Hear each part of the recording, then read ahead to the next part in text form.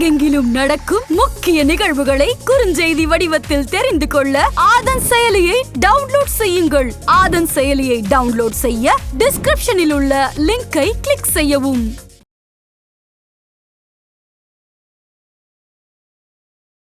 முக்கிய தகவல்களை உடனுக்குடன் தெரிந்து கொள்ள ஆதன் செயலியை டவுன்லோட் செய்யுங்கள். டவுன்லோட் லிங்க் டிஸ்கிரிப்ஷனில் உள்ளது. ஆதன் நியூஸ் நேயர்களுக்கு வணக்கம். நம்ம நியூஸ் சேனல்ல ஆன்மீகம், சினிமா, ஜோதிடம் சம்பந்தமான நிறைய விஷயங்களை பார்த்துக்கிட்டு வரோம். அந்த வகையில இன்னைக்கு நம்ம என்ன பார்க்க போறோம் அப்படின்னு பார்த்தீங்க அப்படின்னா, கோவில்கள்ல ஏன் கற்பூரம் ஏற்றி வழிபடுறாங்க அப்படின்றதான். இது கோவில்கள்ல மட்டும் இல்லைங்க, வீடுகள்லையுமே பார்த்தீங்க அப்படின்னா நம்ம கற்பூரம் ஏற்றி வழிபடுவோம். எதற்காக இந்த முறை கண்டுபிடிக்கப்பட்டது, எதுக்காக இந்த முறை கொண்டு வரப்பட்டது அப்படின்னு பார்த்தீங்க அப்படின்னா, கற்பூரம் பார்த்தீங்க அப்படின்னா அது எரிக்கப்படும் போது ஒளியாக எரிந்து சாம்பலாகி விடுகிறது. அது எரிஞ்சு முடிச்ச பிறகு முழுவதுமாக காற்றிலே கரைந்து விடக்கூடிய ஒரு பொருள். இது நமக்கு வாழ்க்கையில் ஒரு மிகப்பெரிய ஒரு தத்துவத்தை உணர்த்துது இந்த கற்பூரமானது அப்படின்னு பார்க்கலாம். எப்படின்னு பார்த்தீங்க அப்படின்னா, நம்மளுடைய வாழ்க்கையானது, நம்மளுடைய கர்மாவானது, நம்மளுடைய இந்த பிறவியில் நாம் செய்யக்கூடிய பாவங்களானது இந்த கற்பூரத்தை போல இறைவனிடம் சேரும் பொழுது எல்லா துன்பங்களும், நம்மளுடைய எல்லா கர்மாக்களும் அழிந்து நாம் இறைவனுடன் இரண்டர கலக்க வேண்டும் என்பதை மெய்ப்பிக்கவே இந்த கற்பூரமானது கோவில்களில் சூட்சமமாக காட்டப்படுகிறது. அது மட்டும் இல்லைங்க, நம்மளுடைய பாவங்கள் எல்லாம் கரைந்து மிச்ச சொச்சம் எதுவுமே இல்லாமல் இறைவனிடம் முழுவதுமாக நம்மை சரணாகதி அடைய வேண்டும் என்பதே கற்பூரம் கொளுத்துவதனுடைய ஒரு தாற்பயம். அஞ்ஞானத்தை போக்கி மெய்ஞானத்தை அடைய வேண்டும். அதைத்தான் இந்த கற்பூரமானது நமக்கு சொல்லுது. அது மட்டும் இல்லை, இந்த கற்பூரமானது பார்த்தீங்க அப்படின்னா ஹைட்ரோ கார்பன் அதில் இருக்கிறதுனால நேரடியாக அதை திரவ நிலைக்கு போகாம ஸ்ட்ரெயிட்டாவே ஆவியாகுதல் அப்படின்ற ஒரு பதங்கமாதல் அப்படின்னு சொல்லுவாங்க. அறிவியல் பூர்வமா பார்த்தீங்க அப்படின்னா பதங்கமாதல் அப்படின்னு சொல்லுவாங்க. ஒரு திடப்பொருளை நீங்க எரிக்கும் போது அது எப்பவுமே திரவ நிலைக்கு சென்று அதன் பிறகுதான் வாயு நிலையை அடையும். ஆனா இந்த கற்பூரம் மட்டும் பார்த்தீங்க அப்படின்னா திடப்பொருளாக இருந்து நேரடியாக வாயு நிலையை அடைந்து விடுகிறது. அதாவது மனிதனாக பிறக்கப்பட்ட நாம் ஒரு பிடி சாம்பல் கூட கிடையாது. அது காற்றோடு கலந்து விடக்கூடிய ஒரு ஆன்மா என்பதை உணர்த்துவது தான் இந்த கற்பூரத்தினுடைய ஒரு மகிமை. அது மட்டும் இல்லாம இந்த கற்பூரம் எங்கெல்லாம் எரிக்கப்படுகிறதோ அங்கெல்லாம் ஒரு நேர்மறை அதிர்வுகள், நேர்மறையான ஒரு ஆறாக்கள் வெளிப்படுது அப்படின்னு சொல்றாங்க. குறிப்பாக எதிர்மறை அதிர்வுகள் அங்க முழுவதுமாக நீக்கப்படுகிறது.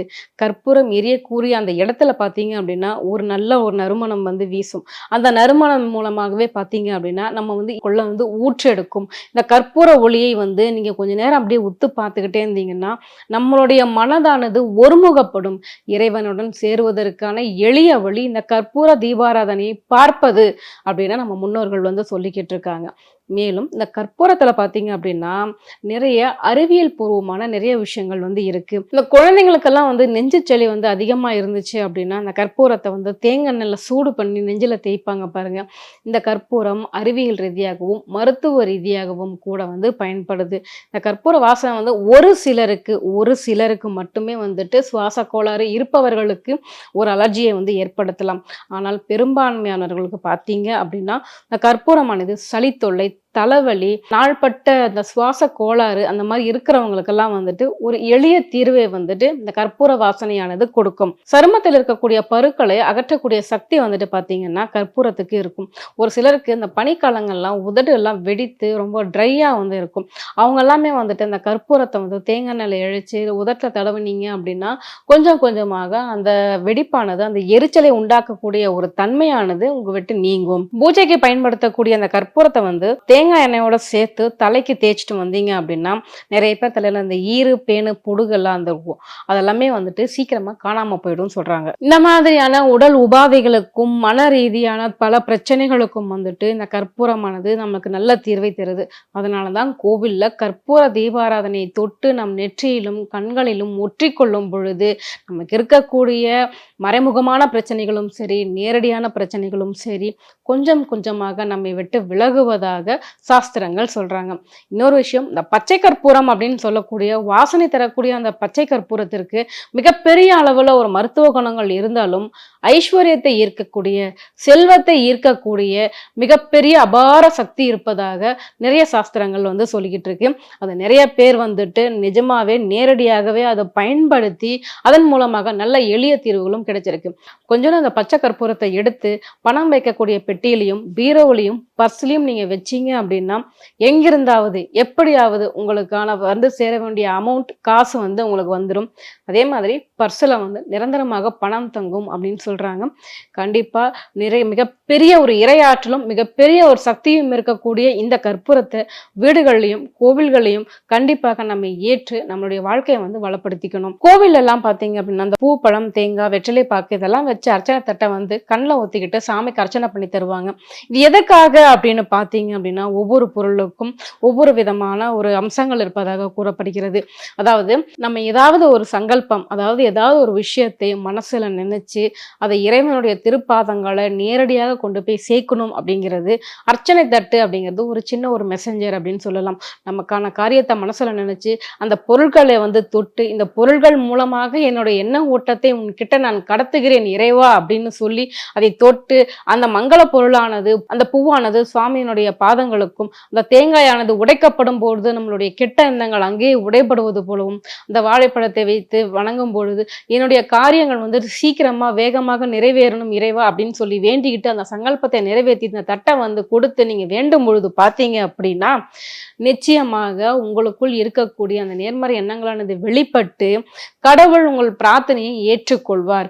விரைவாக வந்து உங்களுடைய பிரார்த்தனை நிறைவேறுவதற்கான அனுகூலம் கிடைக்கும். அந்த அர்ச்சனை பொருளானது இறைவனிடம் நேரடியாக போகும்போது அந்த கர்ப்ப கிரகம் அப்படின்னு சொல்லுவாங்க இல்லையா, இறைவன் இருக்கக்கூடிய அந்த இடம், அது வந்து மிக பெரிய ஒரு பாசிட்டிவ் எனர்ஜி. மந்திரங்கள் ஓதப்பட்டு பிரபஞ்ச சக்தியானது உள்ளிழுக்கப்பட்டு இருக்கக்கூடிய அந்த இடத்துல வந்துட்டு நம்முடைய வேண்டுதல் நிறைவேற்ற வேண்டும் என்ற ஒரு கோரிக்கையோடு அந்த அர்ச்சனை பொருள்கள் போகும்போது அதை நம் கைகளால் தொட்டு கொடுக்கும் பொழுது கண்டிப்பாக இறைவனும் பிரபஞ்சமும் நமக்கான தேவைகளை சீக்கிரமாக பூர்த்தி செய்யும் அப்படிங்கிறத அந்த அர்ச்சனை தட்டு அதை தொட்டு வணங்கக்கூடிய ஒரு அர்ச்சனை தட்டு வழிமுறையை வந்து முன்னோர்கள் வந்து கண்டுபிடிச்சிருக்கிறாங்க. அதே மாதிரி கோவில்ல சிலைகளுக்கு பார்த்தீங்க அப்படின்னா அர்ச்சனை பண்ணுவாங்க, தீபாராதனை காட்டுறாங்க. ஓகே, ஏன் வந்துட்டு நம்ம அபிஷேகம் பண்றாங்க அப்படின்னு என்னைக்காவது நினைச்சிருக்கிறீங்களா? அதாவது அது வந்து நம்ம எல்லாருமே அந்த கற்சிலை அப்படின்னு சொல்றோம். ஆனா மந்திரங்கள் ஏற்றப்பட்டு பிரபஞ்ச சக்தியை உள்வாங்கி இருக்கக்கூடிய ஒரு இறைத்தன்மை கொண்ட ஒரு சிலையானது, இறைவனின் சிலையானது நீங்கள் தொடர்ந்து மந்திரங்களோடு வேண்டிய பொருள்களை வைத்து நம்ம அபிஷேகம் செய்ய செய்ய பார்த்தீங்க அப்படின்னா இறைவனுடைய பூர்ண ஆசீர்வாதங்களானது பக்தர்களை நேரடியாக சென்று சேரும் அப்படின்னு சொல்றாங்க. குறிப்பாக நம்ம எத்தனை பொருள்களை வச்சு எத்தனை முறை வந்து இறைவனை அபிஷேகம் செய்கிறோமோ அந்த அளவுக்கு அந்த இறைவனுடைய அந்த சிலைக்கானது மிகப்பெரிய ஒரு சக்தியானது ஊட்டப்படுகிறது அப்படின்னு சொல்றாங்க சாஸ்திரங்கள்ல. நான் முன்னாடியே சொன்ன மாதிரியே நம்ம போனுக்கு வந்து சார்ஜ் போடுவோம் பாத்தீங்களா, கிட்டத்தட்ட அந்த மாதிரி தான் வந்துட்டு சுவாமி சிலைகளுக்கு வந்து அர்ச்சனை செய்யக்கூடியது தான். அந்த இடத்துல வந்துட்டு பாத்தீங்க அப்படின்னா சார்ஜ் போடுற மாதிரி தொடர்ந்து நீங்க அர்ச்சனைகளும் பூஜைகளும் சங்கல்பமும் செய்து கொண்டே இருக்கும் பொழுது இறைவனுடைய நேரடியான அந்த நேர்மறை ஆற்றலானது பக்தர்கள் கிட்ட எளிமையாக போய் சேர்ந்து விடுகிறது. கண்டிப்பாக அர்ச்சனைகளும் அபிஷேகங்களும் பார்த்தீங்க அப்படின்னா இறைவனை மிக எளிதில் சென்று அடைவதற்கான ஒரு எளிய வழி அப்படின்னு கூட சொல்லலாம். குறிப்பாக இறைவன் பிரதிஷ்டை பண்ணி இருக்கிற அந்த இடத்துல பார்த்தீங்க அப்படின்னா நிறைய மூலிகைகளும் சக்தி வாய்ந்த வேர்களையும் அதுவும் இல்லாம நிறைய தானியங்களையும் வச்சுதான் வந்து பிரதிஷ்டை பண்ணுவாங்க. இவருக்கு நான் சொன்ன எல்லா பொருளுக்குமே பார்த்தீங்க அப்படின்னா ஒரு நேர்மறை ஆற்றல்களையும் பிரபஞ்ச சக்தியை வேகமாக உள்ளிழுக்கக்கூடிய ஒரு தன்மையும் இருக்கும்.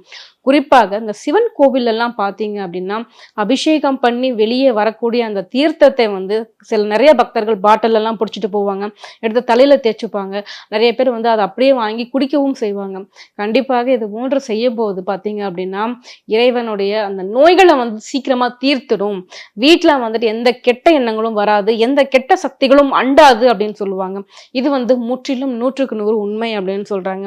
ஏன்னா நான் முன்னமே சொன்ன மாதிரி பிரபஞ்ச ஆற்றலும் இறை சக்தியும் நிறைந்த ஒரு சிலையின் மீது பட்டு வரும் தண்ணீரானது மிகப்பெரிய அளப்பெரிய ஒரு ஆற்றலை தன்னகத்தே உள்ளடக்கி கொண்டிருக்கும். அதன் மூலமா பாத்தீங்க அப்படின்னா அந்த அபிஷேகம் பண்ணுவதற்கு ஒரு மிகப்பெரிய ஒரு பவர் இருக்கு. பொதுவாக அந்த சிவனுடைய நடனத்தையே பார்த்தீங்க அப்படின்னா நியூட்ரான் எலக்ட்ரான் கூட வந்து சம்மந்தப்படுத்தி சொல்லுவாங்க. அது வந்து நிலையற்ற தன்மை கொண்டதாக இருக்கும், அதாவது காற்றுல வந்து ஆடிக்கிட்டே இருக்கும் அப்படின்ற மாதிரி.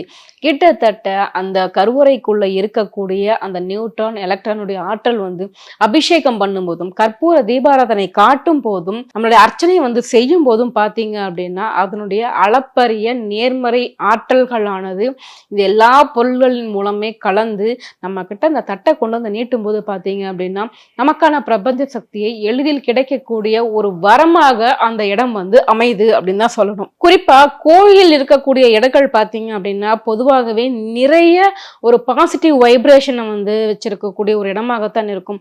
அங்க இருக்கிற காற்று முதல் கொண்டு எல்லாத்துலயுமே வந்துட்டு ஒரு நேர்மறை ஆற்றலானது இருக்கும்.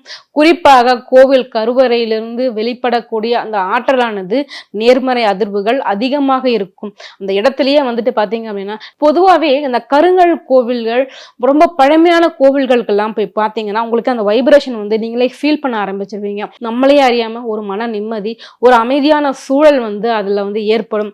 கண்டிப்பாக அங்க வந்து இப்படி ஒரு நேர்மறையான ஆற்றல்களும் நேர்மறையான அதிர்வுகளும் இருப்பதனால தான் இவ்வளவு நல்ல விஷயங்கள் வந்து அங்க கண்டிப்பா நடந்துகிட்டு இருக்குது. ஸோ ஒவ்வொரு பூஜைகளுக்கு பின்னாடியும் கற்பூரம், ஆராத்தி தட்டு, அர்ச்சனை, அபிஷேகம் இது எல்லாத்துக்கும் பின்னாடியுமே வந்துட்டு மிகப்பெரிய ஒரு அறிவியலும் ஒரு மெய்ஞானமும் கலந்திருப்பதை வந்து நம்மளால மறுக்க முடியாது. மீண்டும் இன்னொரு நிகழ்ச்சியில் சந்திக்கிறேன். நன்றி.